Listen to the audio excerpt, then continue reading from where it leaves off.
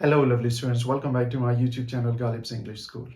In today's video, I'm going to talk about Trinity College GESE Grade 3 A2 exam. What is this exam and who is it for? I'm going to make it simple for you to understand the whole procedure and pass it in the first attempt. So before I start, I would like you to subscribe to my channel and hit the bell icon down below for all the updates. Let's straight jump into that. So here we go guys, what is the Trinity College London GESE A2 Grade 3 Test of English and who is it for? I'm going to go through it step by step and make it simple for you so that you can pass it in the first attempt. If we talk about this test pattern, it's a 5 to 7 minute speaking and listening test, and you can take it at an approved Trinity CELT center. So make sure that when you book for Trinity College, it's a different test pattern, which I'm going to explain to you now step by step. But if you book it for IELTS Life Skills, that's a completely different test pattern. So do not confuse yourself, please. This is only good for the Trinity College GESE A2 Test of English. I'm going to go through to the next step now. So keep an eye on your screen, make some notes so it can help you to pass in the first attempt. Now, who is this test for? This test is used to evidence your English language proficiency level when you apply for family partner, spouse or family parent visa extension. For example, you come from another country and after 2.5 years you have to apply for your extension. You are required to do this test. Now we're going to go to the next step. In this video, I'm going to be more focused on the question answer session. So these are most important questions you should answer in full sentence. Examiner would start your test with the introduction and greetings. For example, have a look at the screen. Examiner may say, hi, good morning, good afternoon, good evening. My name is Galib and I'm your assessor or I'm your examiner. What's your name? So you can say, good morning, sir, or good morning, ma'am. My name is, whatever your name is, just tell your full name. Remember, this is sample material for practice only. So examiner may ask you, what is your date of birth? My date of birth is 12 October 1995, for example. So remember, if they ask you, when is your birthday? You need to tell them the date and the month. But when they ask you, what is your date of birth? You need to tell them the day, the month, and the year. What date is today? They may ask you, what date is today? You can say today is, for example, 15th of January or 16th of April, whatever the date is, you can say that. If we move on to next slide, now here they may ask you some questions about, for example, some festivals or special occasions. So examiner may ask you, when is the Christmas day? You can say it is on 25th of December. Everyone knows that. It's a festival. We all are celebrating festive holidays. When is Boxing Day? You are aware of that in the United Kingdom, Boxing Day is the 26th of December. We celebrate it. Examiner may ask you, when is New Year's Eve? Eve is the short word for evening. So New Year Eve is 31st of December. The next day is your New Year Day, which is 1st of January. So you celebrate New Year Eve on 31st of December. Like we celebrate Christmas Eve. So Christmas Eve is 24th of December evening.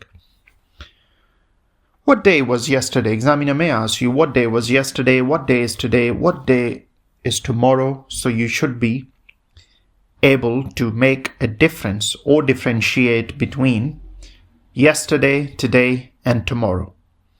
Yesterday, what is past? Today, what is present?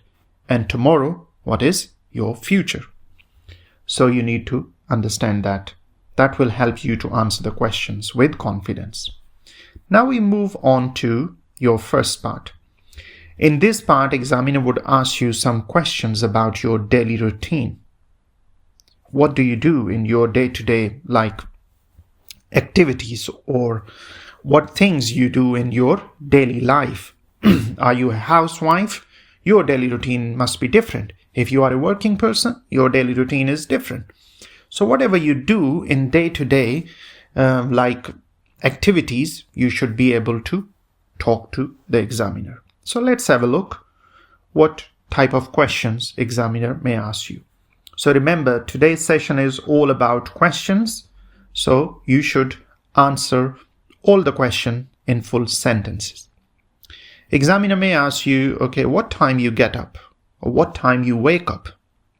So you can say, I get up or I wake up at 7 o'clock in the morning.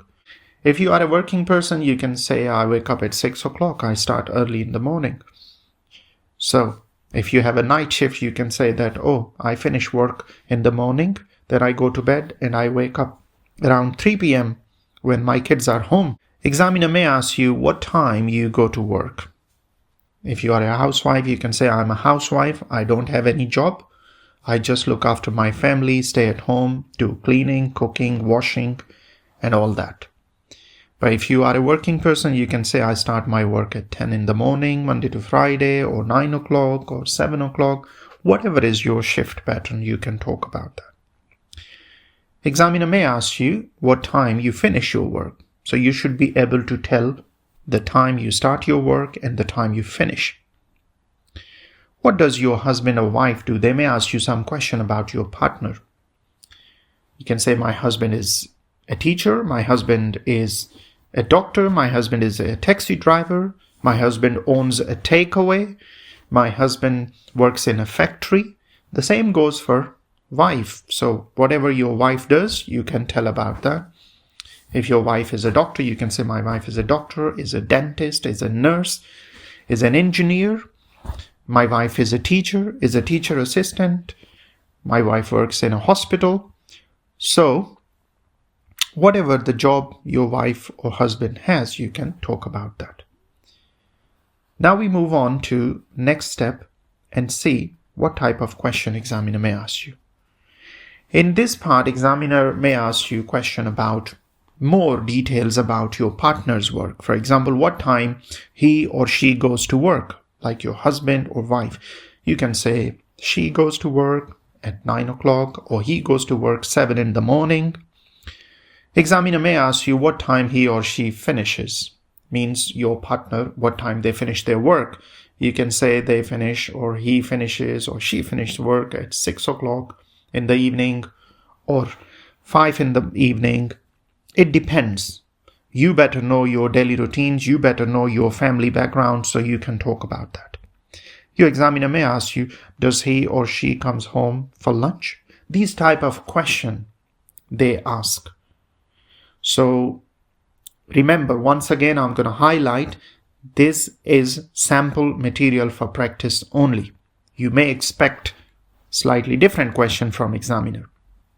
But if you prepare this material, I can tell you that you can easily pass your test. Now, we're going to move on to the next type of question examiner may ask you. What do you do in your free time? If they ask you, you can tell about your free time. I watch TV, use mobile phone, go for shopping and relax, have a cup of tea, sometimes talk to my family, sometimes take my kids out to the park. So it depends. What do you do in your free time? If you love gardening, you can talk about that. In my free time, I just go in my garden and look after the plants and flowers, whatever I have in my garden.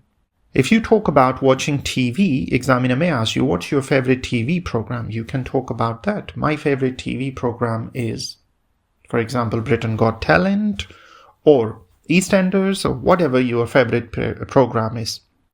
Examiner may ask you, what days do you go to English class? Do you go to English class somewhere? You can talk about that. If you go to any free English classes in college, you can mention them. You can say, I go to English class on Monday, Tuesday, and Wednesday. I have 2 hours class. So this is all about you. So you better know yourself that what you can talk about. So this was part 1, basic questions examiners like to know about yourself. So if you can communicate with the examiner, you can pass this test easily. What sort of criteria to pass this test is, I'm going to explain to you that now. So if you look at the screen, how are you assessed? Means how they give you result, how they assess you. So in simple words, how are you given your result, pass or fail? Your performance is assessed on 4 levels. A, which is distinction. This shows excellent performance, that you can talk about pretty much everything. You are perfectly fine. B is merit. This shows good performance, that you can communicate really well. C is also pass, and this shows satisfactory performance. But unfortunately, D, that is fail, this shows that it is an unsatisfactory performance. Examiner is not satisfied with your question answer. So this is how you're going to be doing your test for GESE A2. This was only part 1. Part 2, part 3, part 4 and part 5 are coming up in my following videos. So to pass this test, you should be able to communicate with the examiner at a basic level. For example, you should be able to exchange greetings. Hello, hi, good morning, good afternoon. How are you, sir? How are you, ma'am? I'm good, thank you. Show understanding of simple instruction. So you should be able to understand simple instruction. If examiner asks you, can you show me on this piece of paper where is the school building? You should be able to follow the simple instruction or understand the simple instructions and give short answers to simple questions. Good luck, my friends. So guys, this was all about Trinity College GESE Grade 3 A2 exam. If you have any question, please drop them in the comment section below and I would get back to you. Look after yourself and this channel. Thanks for watching.